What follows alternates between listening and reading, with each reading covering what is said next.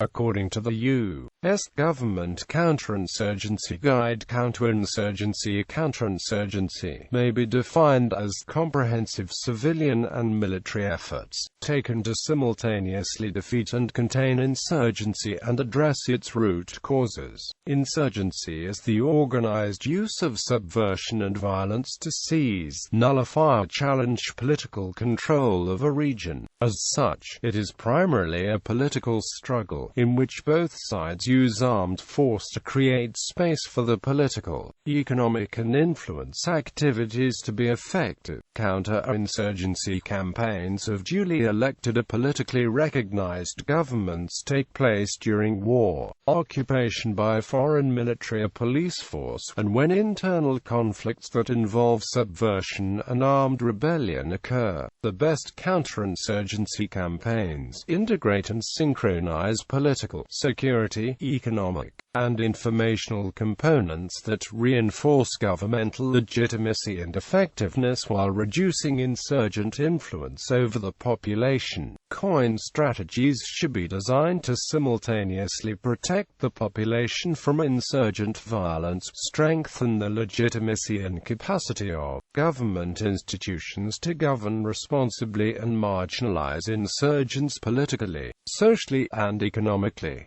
Models. Counterinsurgency is normally conducted as a combination of conventional military operations and other means, such as propaganda, psyops, and assassinations. Counterinsurgency operations include many different facets: military, paramilitary, political, economic, psychological, and civic actions taken to defeat insurgency. To understand counterinsurgency, one must understand insurgency to comprehend the dynamics of revolutionary warfare. Insurgents capitalize on societal problems, often called gaps. Counterinsurgency addresses closing the gaps. When the gaps are wide, they create a sea of discontent, creating the environment in which the insurgent can operate. In The Insurgent Archipelago, John McKinley puts forward the concept of an evolution of insurgency from the Maoist paradigm of the Golden Age of insurgency to the global insurgency of the start of the 21st century.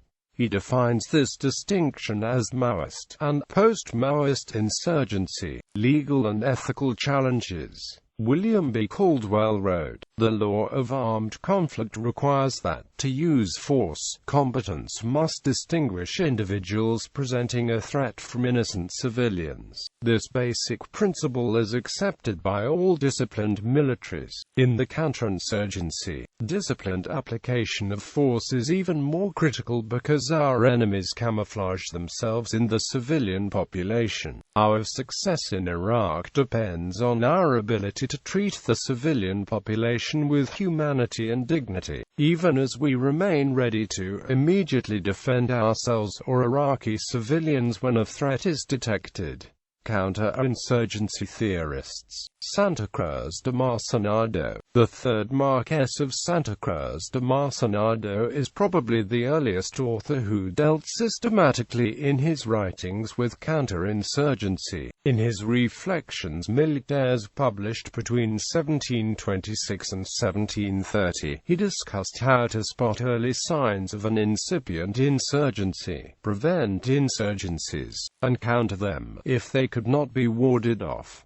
Strikingly, Santa Cruz recognized that insurgencies are usually due to real grievances. A state rarely rises up without the fault of its governors. Consequently, he advocated clemency towards the population and good governance, to seek the people's heart and love. B.H. Little Heart. The majority of counterinsurgency efforts by major powers in the last century have been spectacularly unsuccessful. This may be attributed to a number of causes. First, as B. H. Littlehart pointed out in the Insurgency Addendum to the second version of his book Strategy, the indirect approach, a popular insurgency has an inherent advantage over any occupying force. He showed as a prime example the French occupation of Spain during the Napoleonic Wars. Whenever Spanish forces managed to constitute themselves into a regular fighting force, the superior French forces beat them every time. However, once dispersed and decentralized, the irregular nature of the rebel campaigns proved a decisive counter to French superiority on the battlefield. Napoleon's army had no means of effectively combating the rebels, and in the end the strength and morale were so sapped that when Wellington was finally able to challenge French forces in the field, the French had almost no choice but to abandon the situation. Counter-insurgency efforts may be successful, especially when the insurgents are unpopular. The Philippine-American War, the Shining Path in Peru, and the Malayan emergency in Malaya have been the sites of failed insurgencies. Hatt also points to the experiences of T. E. Lawrence and the Arab Revolt during World War I as another example of the power of the rebel insurgent. Though the Ottomans often had advantages in manpower of more than 100 to 1, the Arabs' ability to materialize out of the desert, strike, and disappear again often left the Turks reeling and paralyzed, creating an opportunity for regular British forces to sweep in and finish the Turkish forces off. In both the preceding cases, the insurgents and rebel fighters were working in conjunction with or in a manner complementary to regular forces. Such was also the case with the French resistance during World War II and the National Liberation Front during the Vietnam War. The strategy in these cases is for the irregular combatant to weaken and destabilize the enemy to such a degree that victory is easy or assured for the regular forces. However, in many modern rebellions, one does not see rebel fighters working in conjunction with regular forces. Rather, they are homegrown militias or imported fighters who have no unified goals or objectives save to expel the occupier. According to Littlehart, there are few effective countermeasures to this strategy. So long as the insurgency maintains popular support, it will retain all of its strategic advantages of mobility, invisibility, and legitimacy in its own eyes and the eyes of the people. So long as this is the situation, an insurgency essentially cannot be defeated by regular forces. Another option in combating an insurgency would be to make the presence of troops so pervasive that there is simply no place left for insurgents to hide, as demonstrated in Franco's conquest of Republican Spain during the Spanish Civil War of the Union occupation of Confederate states with federal troops following the American Civil War. In each of these cases, enormous amounts of manpower were needed for an extended period to quell resistance over almost every square kilometer of territory. In an age of ever-shrinking and increasingly computerized armed forces, this option too is precluded from a modern commander's options. Essentially, then, only one viable option remains.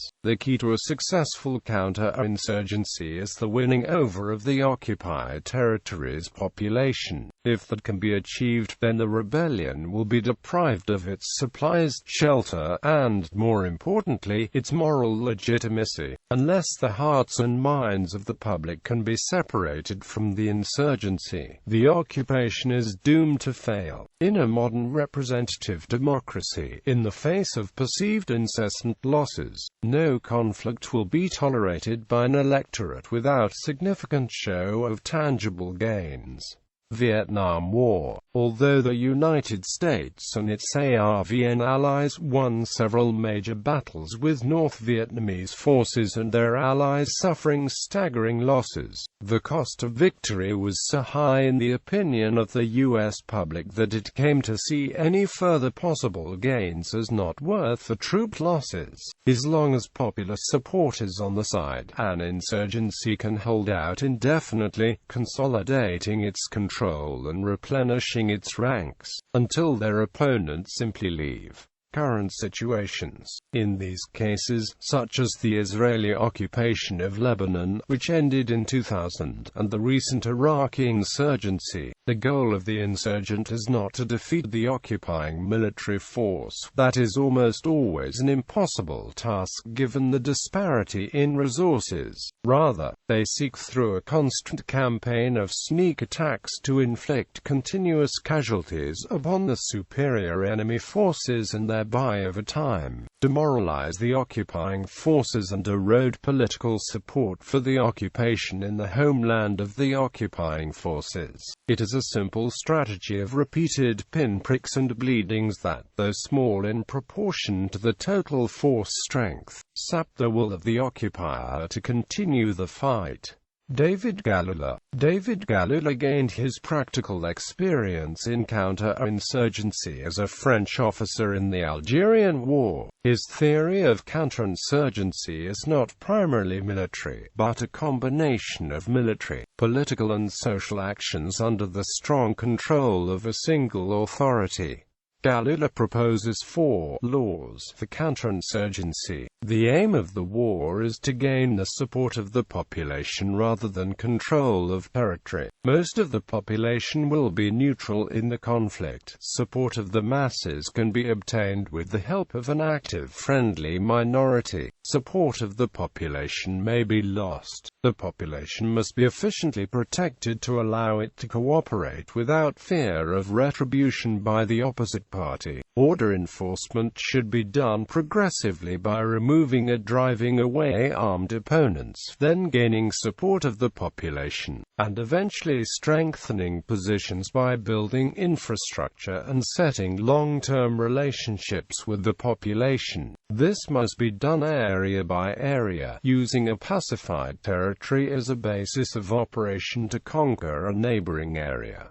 Galula contends that, if victory is not the destruction in a given area of the insurgent's forces and his political organization, a victory is that plus the permanent isolation of the insurgent from the population, isolation not enforced upon the population, but maintained by and with the population, In conventional warfare, strength is assessed according to military or other tangible criteria, such as the number of divisions, the position they hold, the industrial resources, etc. In revolutionary warfare, strength must be assessed by the extent of support from the population as measured in terms of political organization at the grassroots. The counterinsurgent reaches a position of strength when his power is embedded in a political organization issuing from, and firmly supported by, the population. With his 4 principles in mind, Galula goes on to describe a general military and political strategy to put them into operation in an area that is under full insurgent control. In a selected area: 1.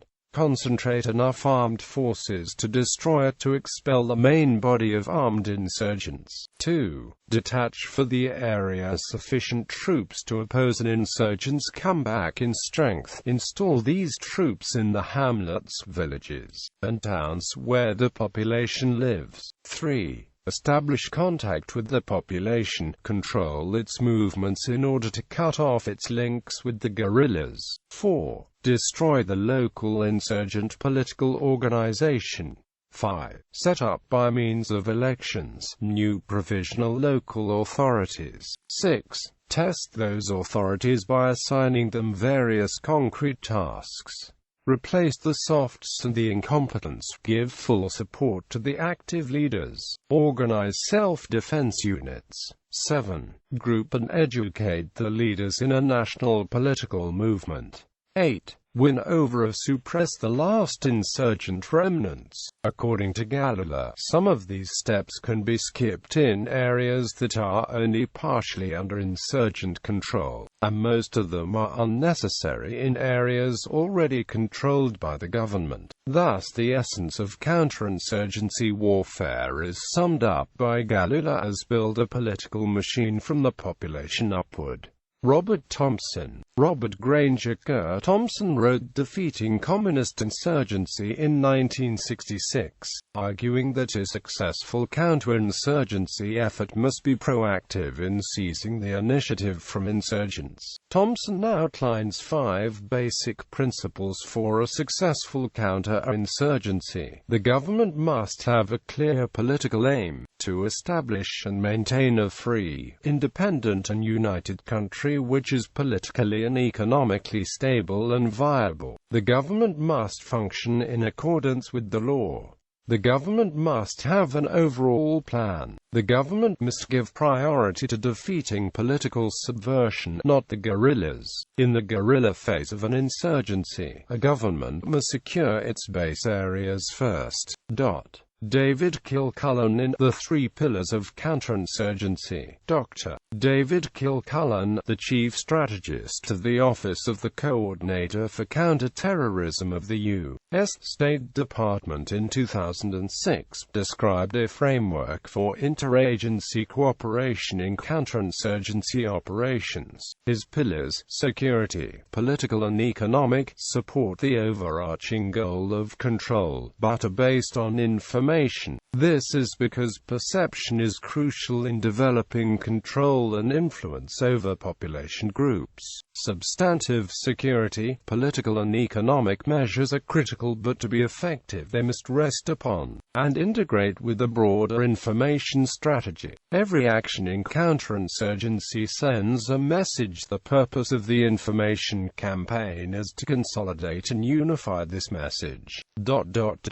Importantly, the information campaign has to be conducted at a global, regional and local level, because modern insurgents draw upon global networks of sympathy, support, funding and recruitment. Kilcullen considers the 3 pillars to be of equal importance, because unless they are developed in parallel, the campaign becomes unbalanced. Too much economic assistance with inadequate security, for example, simply creates an array of soft targets for the insurgents. Similarly, too much security assistance without political consensus or governance simply creates more capable armed groups. In developing each pillar, we measure progress by gauging effectiveness and legitimacy. The overall goal, according to this model, is not to reduce violence to zero or to kill every insurgent, but rather to return the overall system to normality, noting that normality in one society may look different from normality in another. In each case, we seek not only to establish control, but also to consolidate that control and then transfer it to permanent, effective and legitimate institutions. Martin van Creveld, military historian Martin van Creveld, noting that almost all attempts to deal with insurgency have ended in failure, advises, the first, and absolutely indispensable, thing to do is throw overboard 99% of the literature on counterinsurgency, counter-guerrilla, counter-terrorism, and the like.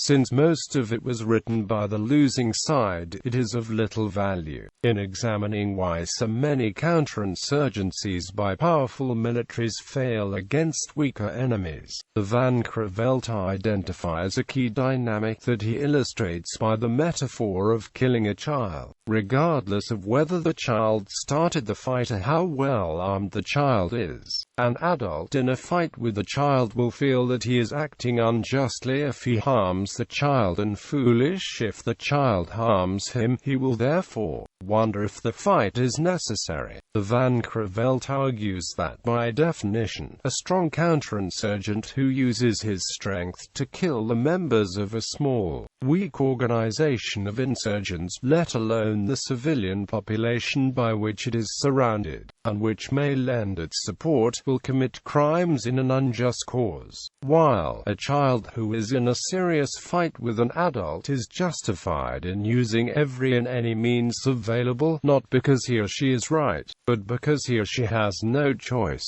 Every act of insurgency becomes, from the perspective of the counterinsurgent, a reason to end the conflict, while also being a reason for the insurgents to continue until victory. Truong Chin, second-in-command to Ho Chi Minh of Vietnam, wrote in his primer for revolt, "The guiding principle of the strategy for our whole resistance must be to prolong the war.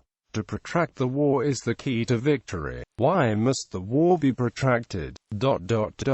If we throw the whole of our forces into a few battles to try to decide the outcome, we shall certainly be defeated and the enemy will win. On the other hand, if while fighting we maintain our forces, expand them, train army and people, learn military tactics, and at the same time wear down the enemy forces, we shall weary and discourage them in such a way that, strong as they are, they will become weak and will meet defeat instead of victory."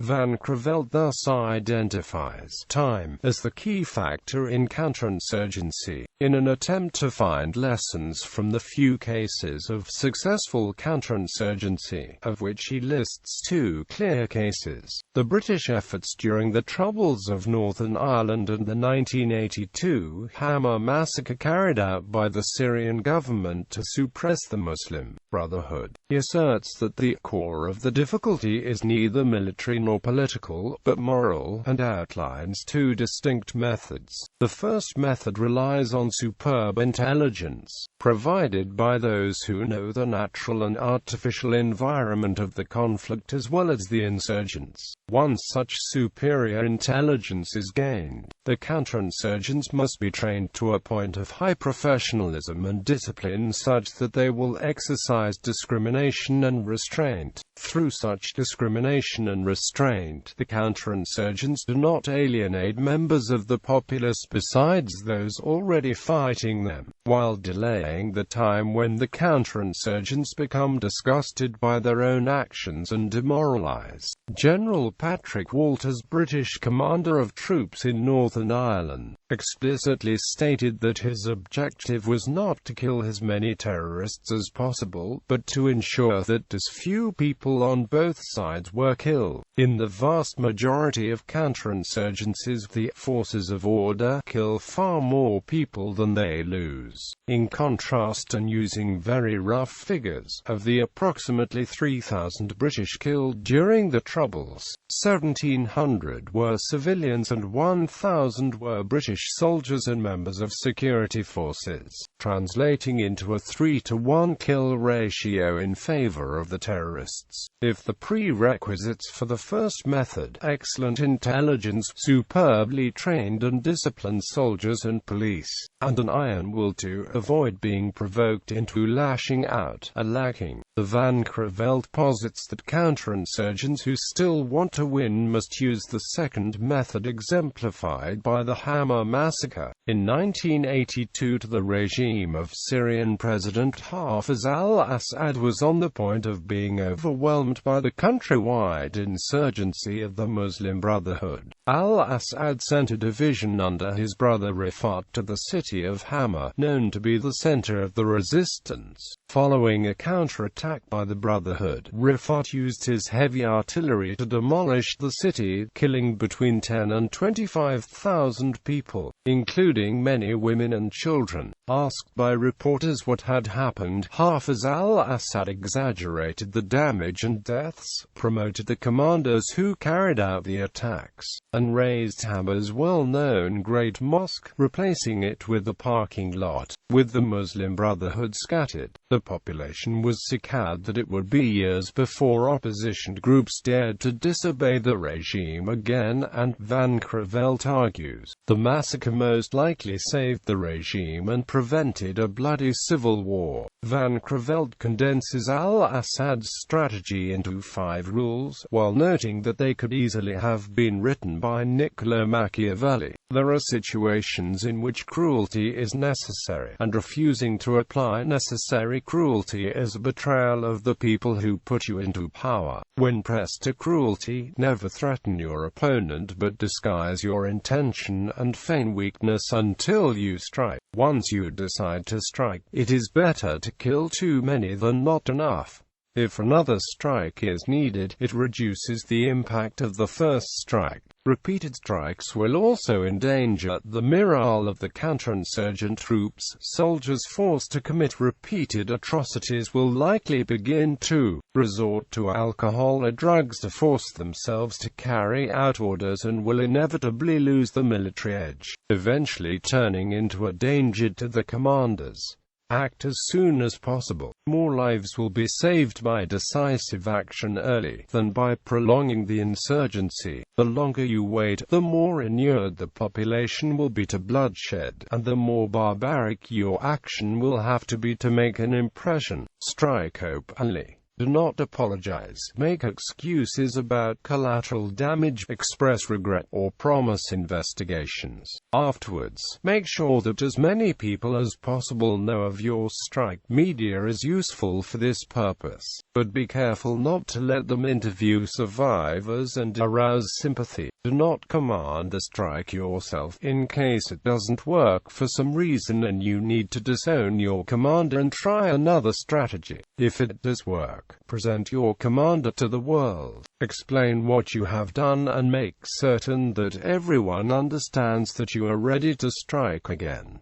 Lorenzo Zambonardi, in Counterinsurgency's Impossible Trilemma. Dr. Lorenzo Zambonardi, an Italian academic now working in the United States, clarifies the trade-offs involved in counterinsurgency operations. He argues that counterinsurgency involves three main goals, but in real practice a counterinsurgent needs to choose two goals out of three, relying on economic theory. This is what Zambonardi labels the impossible trilemma of counterinsurgency. Specifically, the impossible trilemma suggests that it is impossible to simultaneously achieve 1. Force protection, 2. Distinction between enemy combatants and non-combatants, and 3. The physical elimination of insurgents. According to Zambonardi, in pursuing any two of these three goals, a state must forego some portion of the third objective. In particular, a state can protect its armed forces while destroying insurgents, but only by indiscriminately killing civilians, as the Ottomans, Italians, and Nazis did in the Balkans, Libya, and Eastern Europe.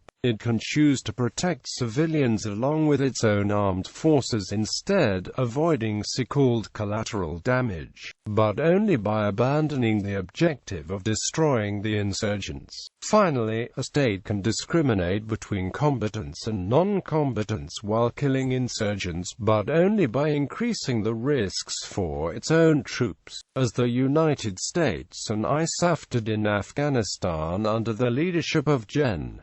Stanley McChrystal. So a country must choose two out of three goals and develop a strategy that can successfully accomplish them, while sacrificing the third objective. Zambonardi's theory posits that to protect populations, which is necessary to defeat insurgencies, and to physically destroy an insurgency, the counterinsurgents' military forces must be sacrificed, risking the loss of domestic political support.